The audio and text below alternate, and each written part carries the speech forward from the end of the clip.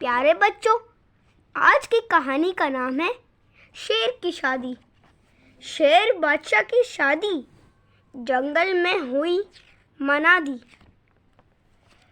बनमानस ने ढोल बजाया, भालू लोमड़ी सारस आया। सबने मिलकर गाना गाया, मोर ने खूब नाच दिखाया। शेर मियाँ ने सहरा बांधा, सारा जंगल पीछे आया।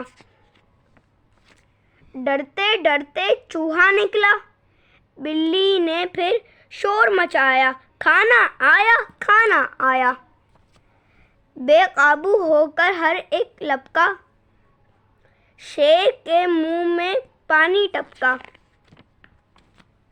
मुंह खोला और खूब दहाड़ा, हाथी लोमड़ी गीदड़ भेड़। डर के मारे हर एक भागा, पीछे रह गया खाली शेर।